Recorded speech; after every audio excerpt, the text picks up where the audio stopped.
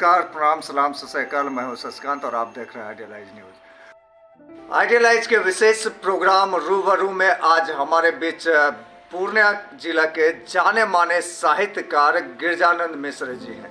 इनके विषय में मैं आपको बता दूं कि ये रिटायर्ड बीईओ साहब हैं। साहित्य से इनका जुड़ाव कैसे हुआ, लगाव कैसे हुआ, और चूँकि ये शिक्षा विभाग से जुड़े हुए थे तो साहित्य से लगाव इनका होना लाजिमी है, किंतु इन्हीं के मुंह से हम जानेंगे कि साहित्य से कैसे लगाव हुआ और इनका संक्षिप्त परिचय भी जानेंगे।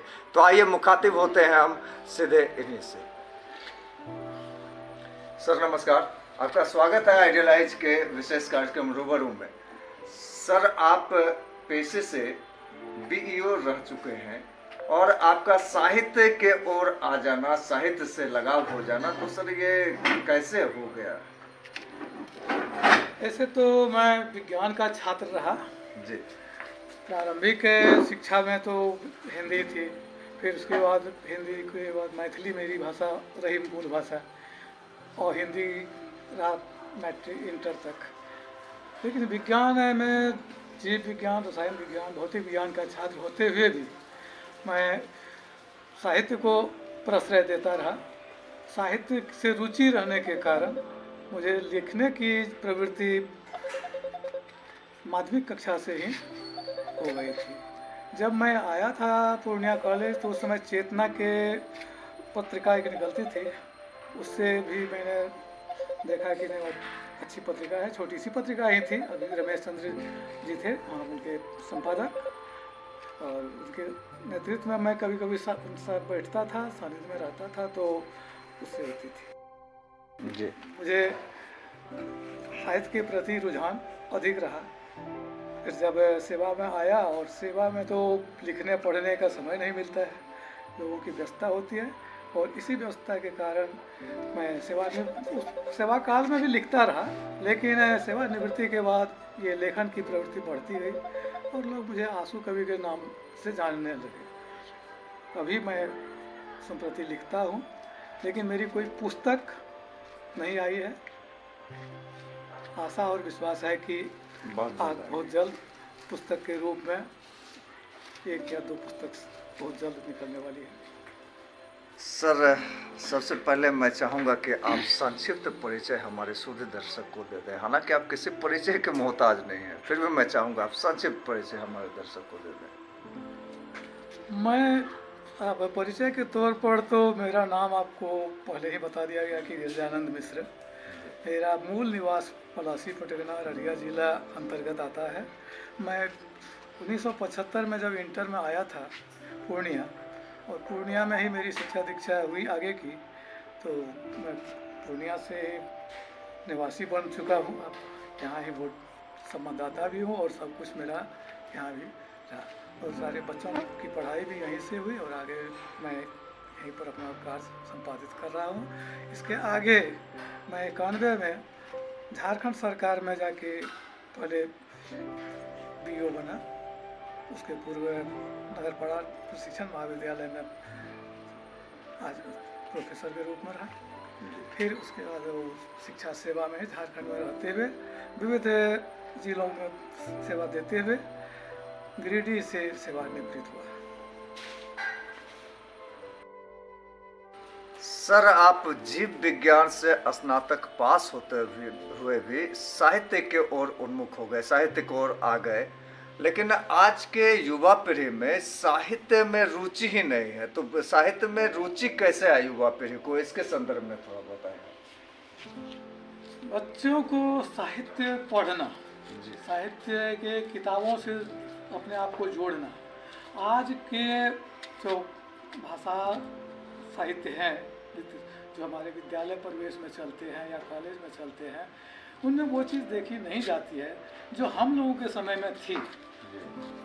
बच्चों को मौखिक रूप से ही सिखाया जाता था और याद कराया जाता था कि उस समय दिनकर की रचना हो, रेणु की ठेस कहानी हो, प्रेमचंद की रचना हो, जयशंकर प्रसाद की रचना हो, मैथिली शरण गुप्त की रचना हो, तो इन सारी चीज़ों को लोग अभ्यास के रूप में लेते थे और उसको देखा जाता था कि जब बच्चे याद कर लेते थे तो आजीवन अभी तक जिनको हमको लगता है कि वो चौथी तीसरी सातवीं की है, बार बार आती है मुझको मधुर याद बचपन तेरी, गया ले गया तो जीवन की मस्त खुशी मेरी, चिंता रहित खेलना खाना वह फिरना निर्भय स्वच्छंद, कैसे भूला जा सकता है बचपन का अतुलित आनंद।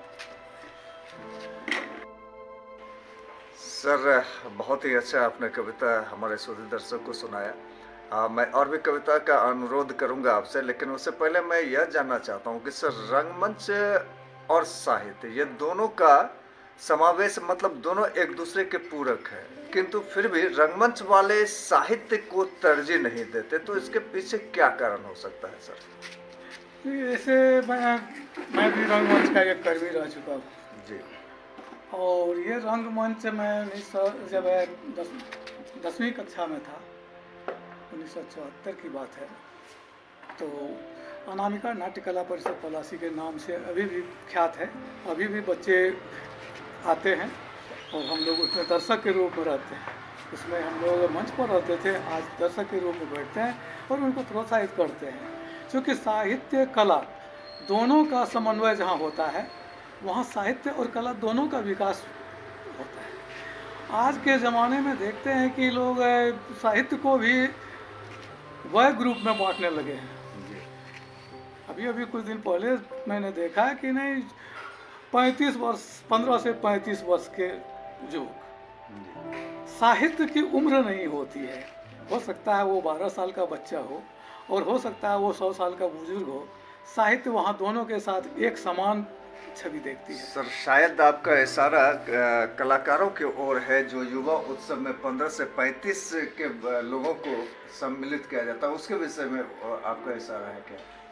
नहीं, कलाकार की तो एक होती है कि नवोदित कलाकारों को रंगमंच दिया जाए जी। और उनके प्रोत्साहन के लिए उससे ऊपर या उससे नीचे के जो हैं, नीचे वाले तो देख के उनसे सीखेंगे और ऊपर वाले उनको प्रोत्साहित करेंगे कि और इसमें लिए नहीं किया जा रहा है। लेकिन ये साहित्य भी मैंने देखा कि पूर्णिया में साहित्यकार टुकड़े टुकड़े में बटे हुए हैं और इनको एक मंच पर लाने की आवश्यकता है।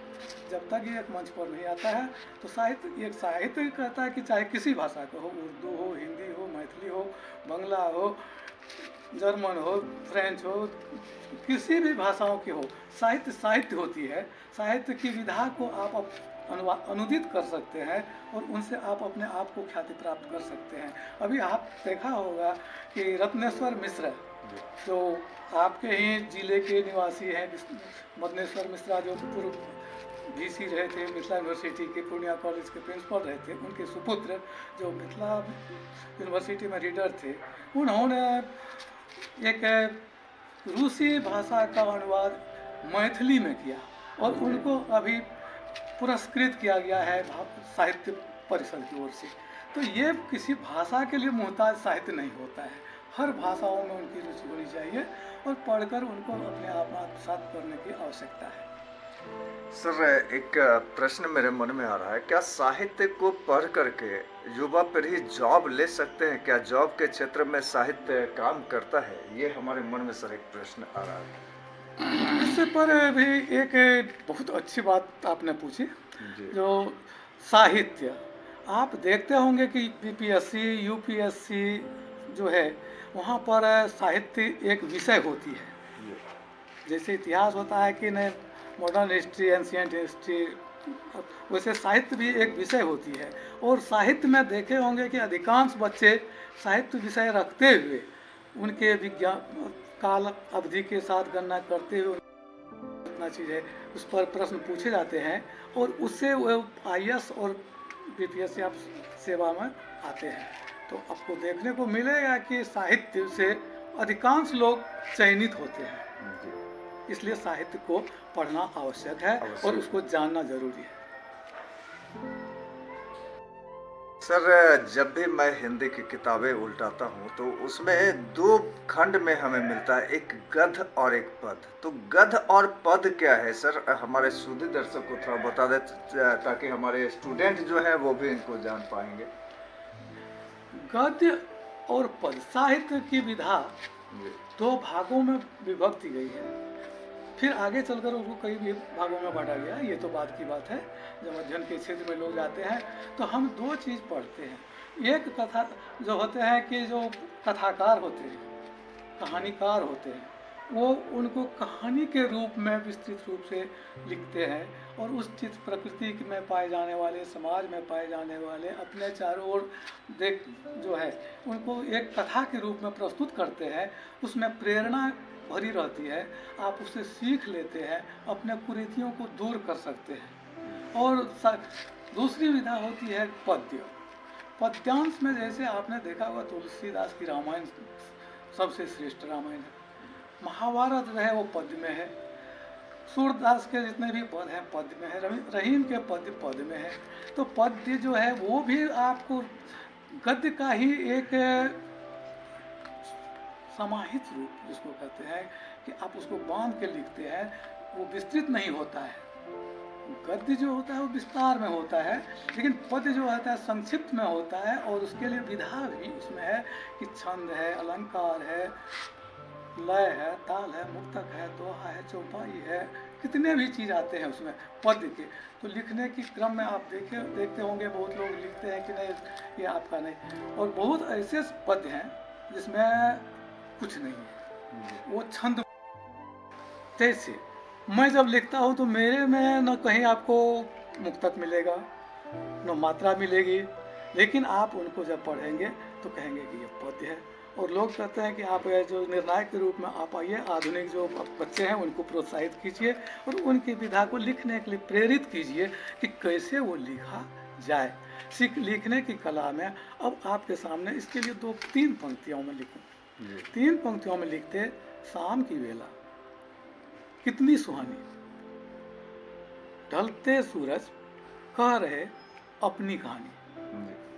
ये बस इतना ही पंक्ति, 4 ही पंक्तियाँ हुई, लेकिन ये कविता बनी। और इस कविता को लोग इसका जब भाव करेंगे तो कोई लोग कहेंगे क्या ये 4 लाइन बक दिया गया।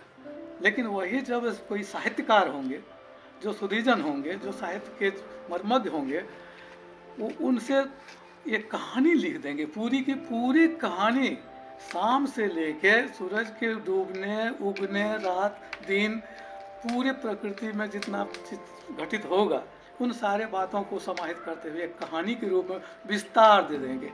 तो ये लगता है कि नहीं, लिखने की कला जो है उस पर आप केंद्रित होना चाहिए और लोगों को जागृत होना चाहिए। बहुत ही अच्छा कहा, छंद और मुक्तक। तो मैं चाहूँगा कि सर हमारे सूर्य दर्शक को आप यह भी बता दें कि छंद क्या है और मुक्तक क्या है। मुक्तक में मात्रा होती है, मात्रा का भार होता है और भार के अनुसार उसको पद्य में अंकित किया जाता है। और छंद जो होती है आप तुलसीदास के चौपाइयों में जब पाएंगे तो वो छंद युक्त होते हैं, उसमें छंद भरा हुआ होता है। जैसे कोई एक एग्जाम्पल आप तुलसीदास के चौपाई का। अब ये तो हास्य गीत लिखो, लिखो राग मल्हार, गमे गजल खुशी के गीत लिखो, ये कविता का संसार। काव्य विधा सीखो उनसे जिनकी कवि हृदय आगार, काव्य विधा सीखो उनसे जिनका कवि हृदय आगार, मानो या न मानो यही है रचना का संसार। मानो या न मानो यही है रचना का संसार। तो बहुत खूब, सर ने वर्णमाला पे एक कविता आपके बीच प्रस्तुत किए। तो ये सर थे गिरजानंद मिश्र जी और ये रिटायर्ड बीओ साहब भी हैं और इन्होंने बहुत सारी रचनाएं, कविताएं लिखी। मैं आपसे आग्रह करूंगा कि आप इनके फेसबुक से जुड़े और हमारे जो अभी ये प्रसारित होंगे इन पे कमेंट्स हमें ज़रूर दें, ताकि आपके कमेंट से ही इनको भी अच्छा लगेगा और हमें भी अच्छा लगेगा। तो प्लीज़ हमें कमेंट्स दें। मैं शशिकांत इसी के साथ आप सभी को प्रणाम करता हूँ, सलाम करता हूँ, सत श्री अकाल करता हूँ। साहित्य एक ऐसी विधा है कि इस पर बात की जाए तो 3 दिन 4 दिन तक बातें खत्म नहीं होगी। तो समयाभाव को देखते हुए मैं अब अंतिम करना चाहूँगा और आपसे आग्रह करूँगा कि आपकी जो अच्छी कविताएं हैं, जो आपको अच्छा लगता है, वो हमारे सुधी दर्शक के समक्ष पेश कर दें। सर यूँ तो कविता को कौन अच्छा कहेंगे कौन खराब कहेंगे, वो तो दर्शक ही कहेंगे और यहाँ के न श्रोता ही कहेंगे। तो ये 2000 मैं तो प्रतिदिन 1 2 4 लिखते रहता हूँ, उसमें से पता नहीं लोगों की रुचि में क्या आती है। तो आज मैं 6 अगस्त 2021 को एक रचना लिखी थी, उसको ही मैं आप लोगों के सामने प्रस्तुत कर रहा हूँ। यदि श्रोतागणों को जैसा लगे ना, ये अपने अपने विमर्श देंगे। तेरे ही वर्णों से हम रच रच रचते माला, तेरे ही वर्णों से हम रच रच रचते माला, मानो या न मानो तुम कहते इनको वर्णमाला। वाह वाह। तेरे ही शब्दों से हम चुन चुन बिनते हार, मानो या न मानो तुम ये है रचना का संसार।